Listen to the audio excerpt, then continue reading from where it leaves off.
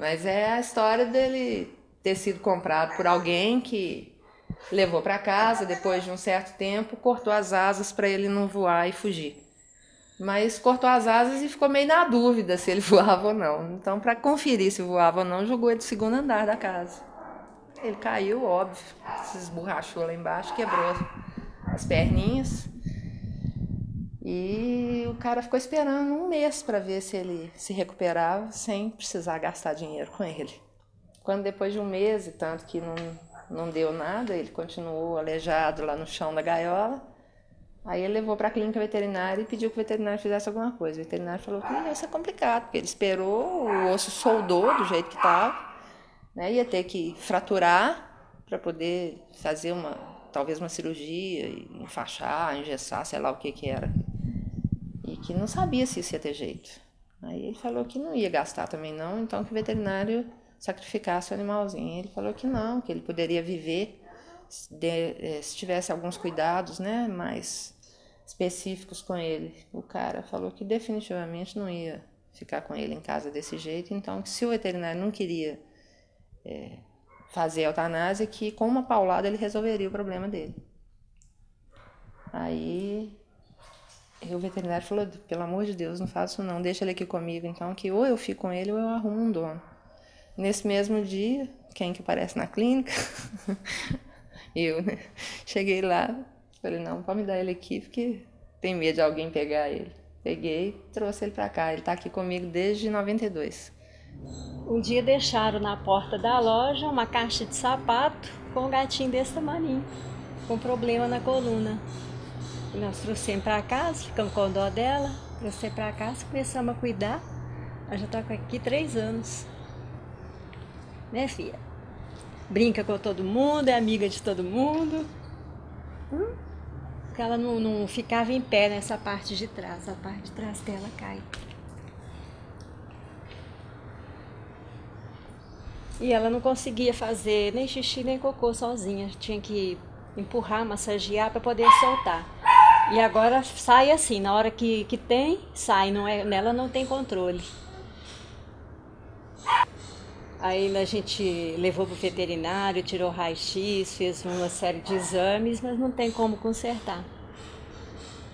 Só que eu acho que ela viveu sempre assim, do jeito que ela é feliz. Ela tem os outros cachorrinhos para brincar, fica aqui dentro do jardim, anda aqui tudo, tem a casinha dela, né, filha?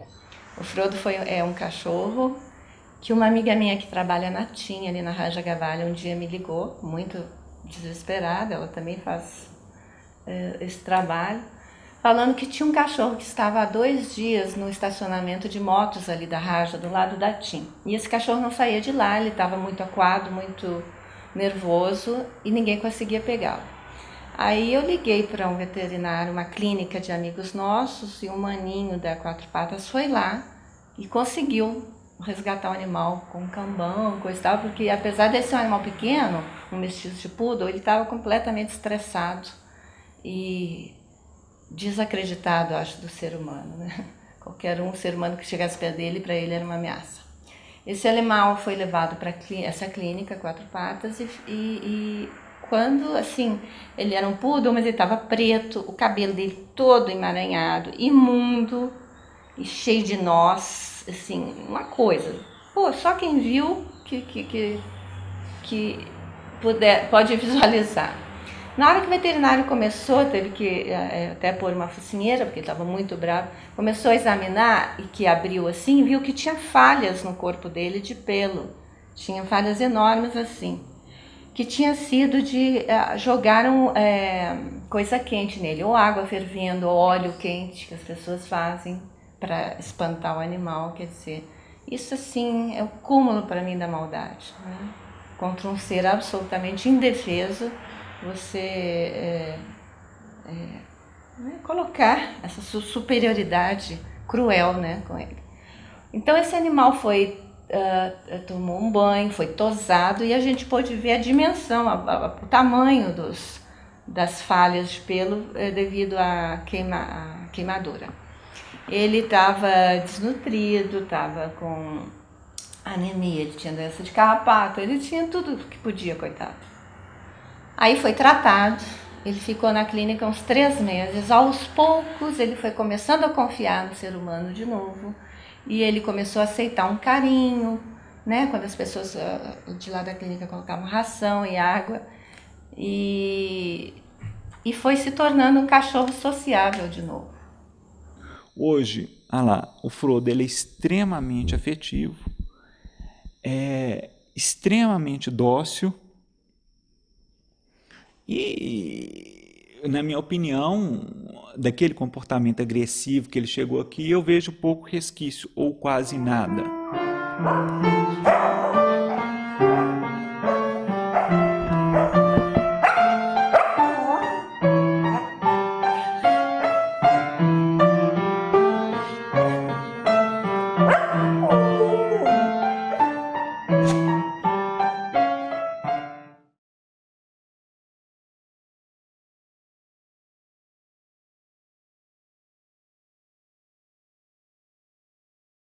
Eu gosto de animais desde criança, então eu já pegava cachorro na rua na cidade que eu morava, levava para a fazenda do meu pai e lá tinha assim uns 20 cachorros que eram os meus companheiros. Todo cachorro que eu achava na rua eu levava. Meu pai brigava, mas eu estava sempre levando, porque eu amo os animais desde criança, acho que eu já nasci para eles, né? E eu queria cuidar dos cães que não tinham dono, sabe? Esses que a gente vê na rua mesmo, e a gente vê tantos. Deus faz questão de colocar na nossa frente, exatamente na nossa frente, qualquer lugar que você esteja, um tanto de cachorro abandonado. E como a gente não pode pegar todos, infelizmente, mas eu pego o que eu posso. O primeiro foi um cachorro de uma vizinha que ela mudou, eu era criança, eu nem sabia como que a gente, que cachorro, por exemplo, tinha que dar vermífugo, como que tratava de animal, a gente não sabia de nada, era criança. Depois a gente foi tendo outros assim, que nós começamos a pegar mesmo, é de quando a gente teve o pet shop, né, de uns anos pra cá. E da gente pegar cachorro, recolher assim, tem gente que fala que cachorro não tem sentimento, não entende as coisas, mas cachorro entende muito mais do que a maioria das pessoas imaginam. Eles são emotivos, têm sentimento, têm responsabilidades, então cada um tem sua personalidade.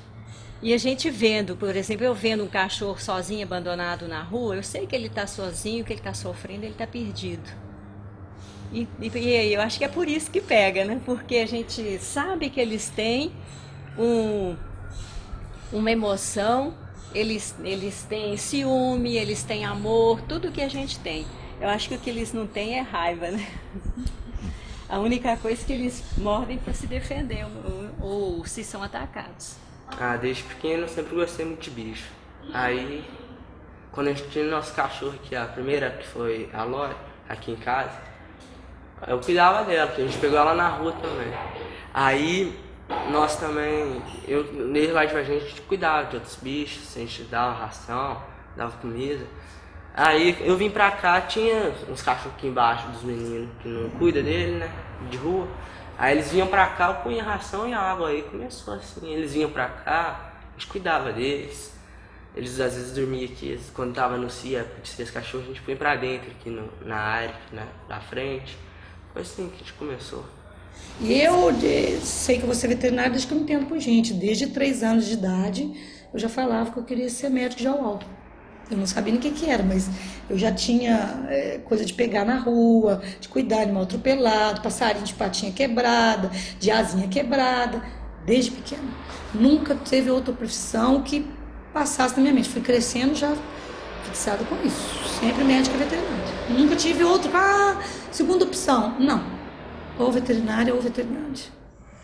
Bom, a minha história de amor com os animais começou quando o meu filho tinha 12 anos, hoje ele está com 24, então tem 12 anos, que até então animais para mim eram indiferentes, assim, não gostava nem não gostava, eram indiferentes. Esse meu filho, o Márcio, achou um filhotinho de gato na garagem e começou a pedir leite para mim, para levar lá para o gatinho, e era leitinho, água, vasilhinha, e eu dava para ele e ficava perguntando sobre o gatinho.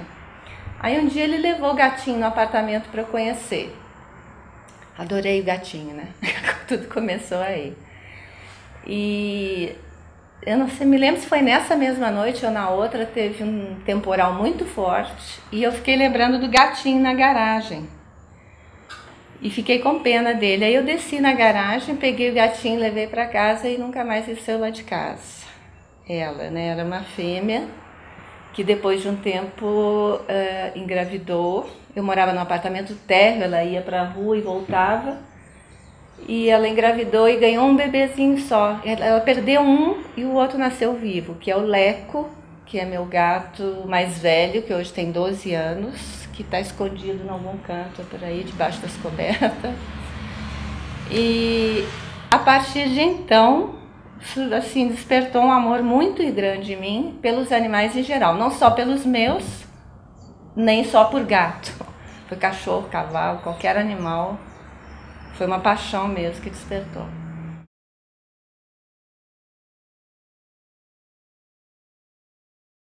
O Tigrão, porque ele ficava deitado nessa rua, tadinho, com fome, com sede, todo dia chegava. Às vezes ele seguia um moço, o moço tocava ele. A gente foi olhando, ele ficou ali uns 3 dias. Aí foi lá, pusemos uma correntinha no pescoço dele, trouxemos para dar comida e água. E depois soltar ele de novo, só que aí ele não quis mais. Aí ele ficou deitado aqui dentro. A gente perguntou para Deus, falei, já que você escolheu, você vai tomar conta da clínica, você vai ficar aqui. E ele, eu acho que toma conta mesmo. Toma conta da clínica mesmo.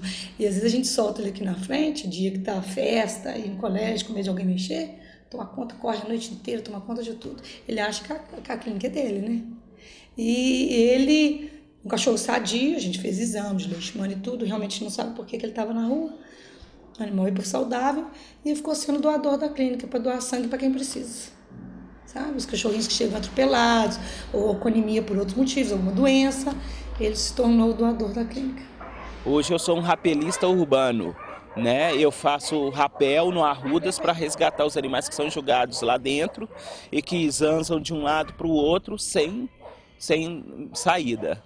Então, quer dizer, aí as pessoas me ligam e tal, já tem equipamento de rapel especificamente para descer, né, lá no Arrudas e resgatar animais. E aí foram inúmeros animais, subiram em árvores, também frondosas, que gato acaba subindo e não conseguindo descer para resgatar, né? Aí tem esse trabalho, tem inúmeras denúncias de maus tratos de animais que eu nem dou conta mais de ver tanta denúncia, entendeu? A gente tira os momentos possíveis para estar checando, fazendo os encaminhamentos legais, socorro de cavalo, entendeu? Olha, sinceramente, eu não vejo nenhum voluntário na proteção animal que faz o que eu faço, mas é muito sobrecarregado, estou muito sobrecarregado, é muito estafante esse tipo de trabalho.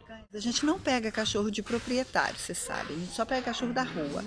Então, às vezes o proprietário liga e fala assim, meu cachorro tá velho, tá cego, tá fedorento, eu não quero mais ficar com ele, a gente queria arrumar um filhote para substituí-lo, vocês não podem pegar? Definitivamente, eu pergunto para a pessoa, quantos anos você tem? Eu tenho X. Pois então, seu cachorro hoje está com o equivalente, vamos dizer, a 80. Cuidado, quando você tiver com essa idade, alguém não vai querer desfazer de você, porque você vai estar chato, ranzinza, com mal de Alzheimer. Então, a gente não aceita. Eu acho uma coisa engraçada, porque é um compromisso que se faz com o animal quando você adquire alguma coisa. Eu não vejo as pessoas abandonando o carro na rua, e talvez nem é por causa do carro ser o veículo de locomoção, mas porque ele tem um status, né? Eu não vejo pessoa abandonando um cachorro que tem pedigree, que ganha prêmios. Mas eu vejo essa estupidez da pessoa abandonar porque ela não... Talvez a pessoa não tenha alma. A pergunta foi essa, né? Se o animal tem alma. Talvez as pessoas não tenham alma também, agindo dessa forma.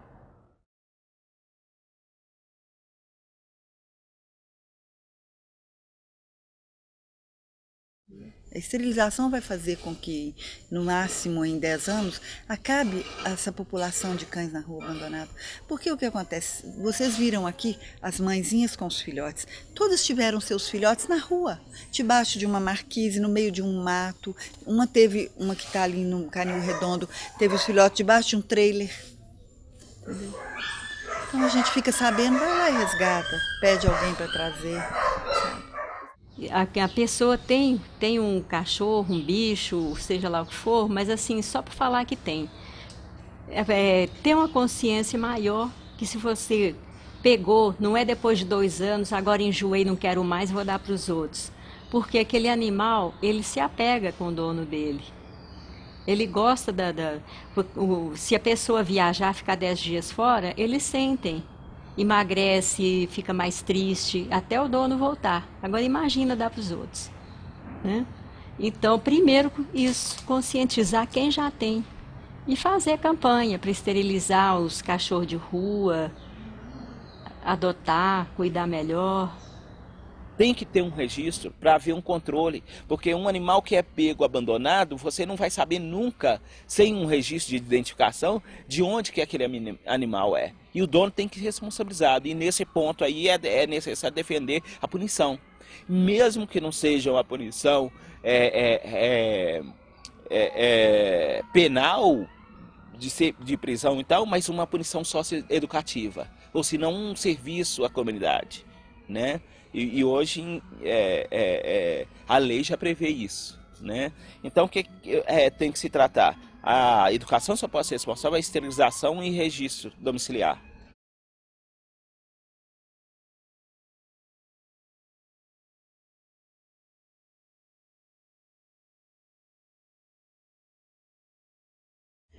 Foi uma eutanásia que eu fui fazer, que eu não gosto de fazer eutanásia, não gosto.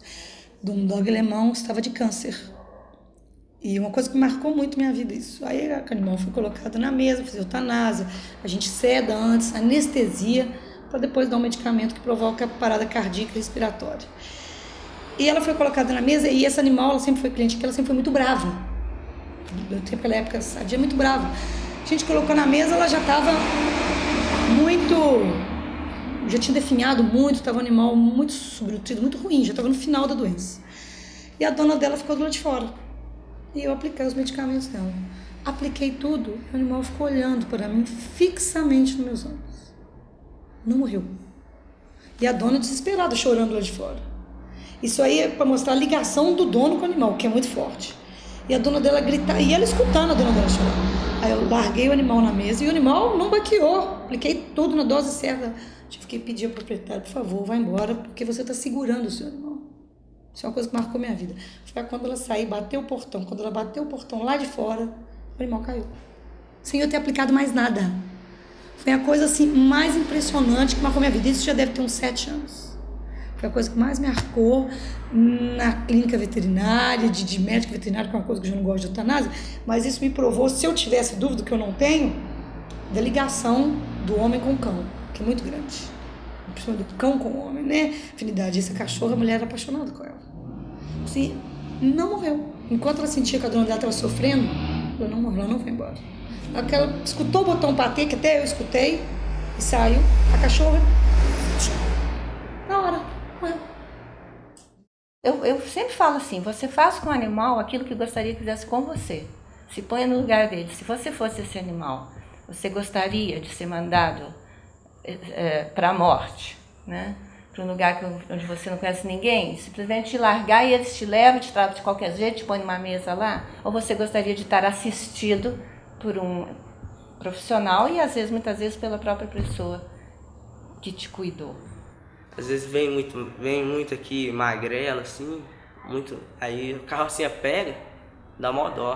Carrocinha judia, eles pegam com aqueles cambão, eles vêm correndo com o carro está correndo, eles puxam, às vezes deve quebrar uma pata, deslocar algum osso deles e jogam. E lota o carro, às vezes dá briga dentro do caminhão, na carrocinha.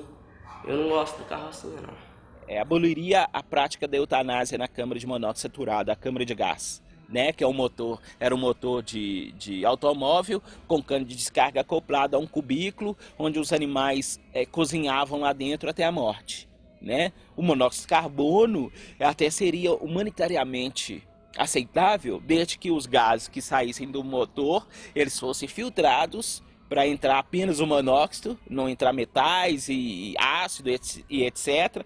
Ele fosse resfriado, né? E antes de entrar na câmara. onde os animais seriam colocados. E outra, a câmara teria que ser uma coisa ambientada como uma sala de visitas, para o animal não sentir aquela pressão pré-mortem, né? Aí o que acontece? Nunca foi feito isso, o gás entrava quente, entrava ácido e metais, e os animais lá dentro entravam em agonia porque não dormiam, porque o monóxido induz a sonolência, porque entravam no estado de coma, e a morte, a parada cardiorrespiratória demorava muito mais. Inclusive as denúncias que a gente recebeu durante vários anos e foi denunciado no Ministério Público, era de animais que eram recolhidos pela SLU, pelo serviço de limpeza, né, pelos funcionários que eram recolhidos na caçamba, de animais ainda vivos no meio da caçamba, no meio dos mortos, e eram despejados lá. Havia animais que saíam perambulando pelo aterro sanitário, ainda vivos. Então, quer dizer, isso é uma indecência, é uma crueldade, tamanho, uma ilegalidade acima de tudo.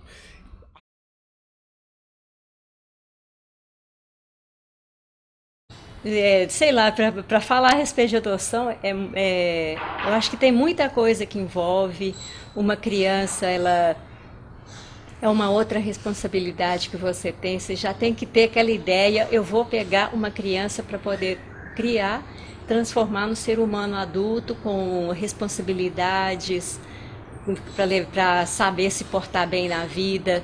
Envolve muito mais coisa. A gente sai para trabalhar, você tem como deixar os bichinhos aqui sozinhos, você sabe que você vai voltar, vai achar tudo bem. Uma criança você não pode deixar. Você tem que ter o tempo para ela. Eu sei que tem muita gente que humaniza os cães, que extrapola nos cuidados, chega a beirar o ridículo, sabe? Não é o meu caso. Eu amo de paixão os cães, mas são cães. Agora, se adotar uma criança é a mesma coisa que adotar um cachorro, então eu sou doida, porque para mim são coisas completamente diferentes. E uma coisa não impede a outra. Se eu quisesse adotar uma criança, eu podia ter 100 cães em casa que eu adotaria. Eu não adoto porque eu não quero, porque eu acho que a adoção é uma coisa muito complicada, muito difícil. Você tem que estar muito disposta. Uma coisa não tem nada a ver com a outra. Você está cuidando do animal, por que você não pega uma criança? Né? Então eu até gostaria de saber se essa pessoa pegou alguma criança. Porque, né, é fácil falar.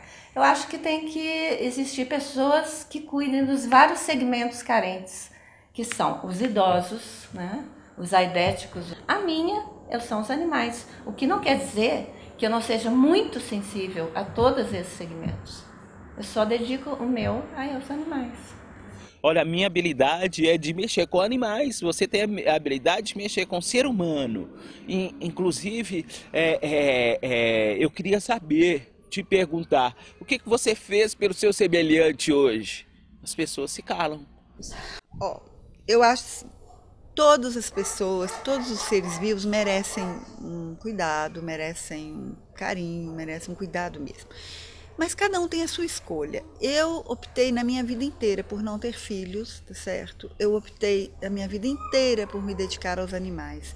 Então eu falo assim, que cada um faz a sua parte. Se cada um fizer um pouquinho, está ajudando muito. Então quando me perguntam, essa pergunta me é feita muitas vezes, eu respondo simplesmente para a pessoa, você faz o quê por quem?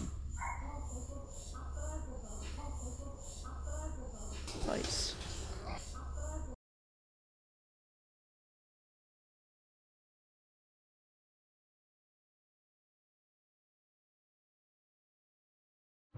Deus criou tudo com tanto carinho, sabe? Ele criou. E eu acho que aqui nesse planeta todos somos irmãos. Plantas, bichos, gente. Porque foi ele que criou. E ele criou pra gente conviver. Não é? Não pra judiar. Então a gente tem que se tratar assim. Não existe uma raça inferior. Não é assim. Não é que todo mundo tenha que sentir pelos animais o que nós protetores sentimos, mas que tenha uma consciência de que existe um problema, esse problema está aí na rua, que a gente só vai contribuir com isso esterilizando os nossos animais, vacinando eles corretamente, não abandonando eles. Porque às vezes as pessoas ganham um animal, compram, e aí aquele filhote começa a roer o pé da cadeira, e a chorar, e a latir. Aí a pessoa fala, poxa, não era isso que eu queria. Eu acho que é uma lição de vida, porque ele nunca te pede nada, a não ser que você faz um carinhozinho assim nele, já fica feliz. Nunca te cobra se você chegar cansada, aborrecida, ele vem e te agrada do mesmo jeito.